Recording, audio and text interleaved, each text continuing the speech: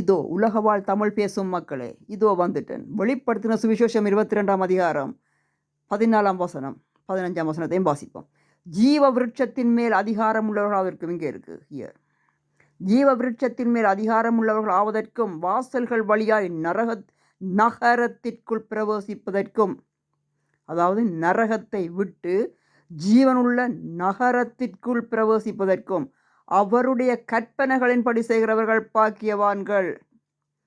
சர்ச்சுக்கும் சபைக்கும் மணி அடித்தால் திருவிருந்து, அந்த சப்பிரசாதம் என்று சொல்லுவினம், பானும் திராட்சரசமும், அதுகள், அந்த பங்கெடுப்பு, அந்த ஒழுங்குமுறை, அந்த சட்டம், அந்த மணி அடிப்பு, அதெல்லாம் தேவனுடைய கற்பனைகள் இல்லை.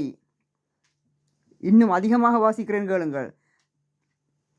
நாய்கள் என்ற ஆண்டவர் சொன்னது எங்கள்கிட்ட செல்ல பிராணிகளே அல்ல, விளங்கிக் கொள்ளவும். சூனியக்காரரும் விபச்சாரகரும் கொலை பாதகரும். விபச்சாரகர் என்றால் முதல் யார் என்று தெரியுமோ? அதுக்காக பொம்பளை பிள்ளைகளை போய் விபச்சாரகர் என்று சொல்லி அடைச்சி அதுகளை சித்திரவதை செய்து வாழ்க்கைக்கு தேவையான துணையான ஒரு வாழ்க்கை துணையை தெரிஞ்செடுக்கவும் விடாமல் இருக்கு நரகத்திற்குள்ள தள்ளி போடாதீங்கோ. கொலை பாதகரும் விக்கிராதாரணைக்காரரும். இங்கே வந்துட்டினம்.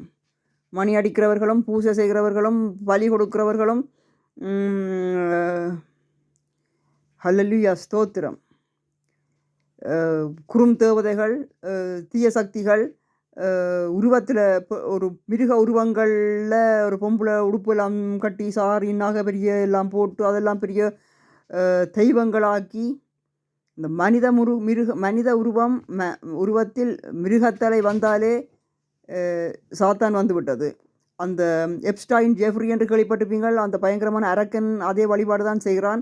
நிச்சயமாக இரத்த பலி, பிள்ளைகள் பலி, கொடுமையான பலிகள் சித்திரவதை செய்து கொடுத்தான் ஏனென்று சொல்லி சொன்னால் அப்பொழுது தான் அது வேலை செய்யும். அதுக்காக தான் அது வந்தது.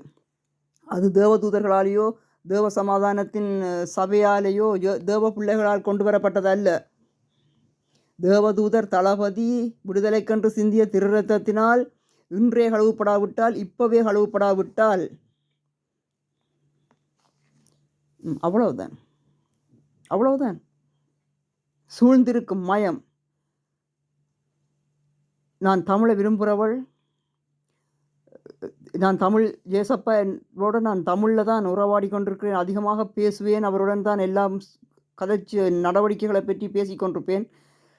ஆனால் வெளியால் தமிழென்று சொல்லவோ வரவோ பயமாயிருக்கிறது. கொலை பாதகர்கள், பிள்ளைக்கறி செய்கிறவர்கள், மிருகங்களை கொடிய சித்திரவதை செய்து கொடுக்கும் பலிகள் கொடுக்கிற தெய்வங்கள், சாமிகள் என்று சொல்லுகிற பயங்கரவாத திட்டங்களை வைத்திருக்கிறவர்கள்,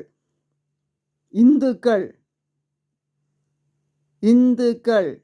ஆண்டவர் என்னை இரட்சிப்புக்கு பிற்பாடு தேவன் என்னை பக்குவமான சோலைவனமான ஒரு இடத்தில், பரதீசில், பூமியில் ஒரு பரதீசை கண்டுபிடித்து யாருக்கும் தெரியாத இடத்தில் என்னை தன் இறக்கைகளுக்குள் வைத்துக்கொண்டு சத்தியத்தை பொழியுமாறு என்னை கட்டளையிட்டிருக்கிறார். யாரும் ஃபாலோ பண்ண மாட்டார்கள், லைக் பண்ண மாட்டார்கள். ஏனென்று சொல்லி சொன்னால் பிசாசின் மயம் ஓடிப்போகும், அகன்று போகும் இயேசுவின் வல்லமையினால்.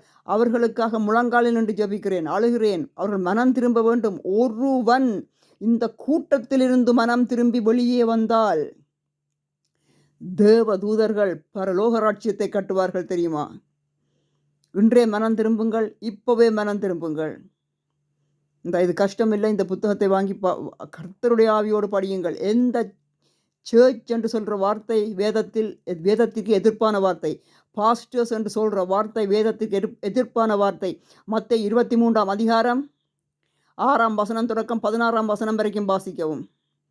விழித்தெழு மனிதா, இன்றே விழித்தெழு, இப்போவே விழித்தெழு. கர்த்தருடைய ஆவி எங்கள் அனைவர் மீதும் காத்து ரட்சிப்பதாக. ஆமேன்.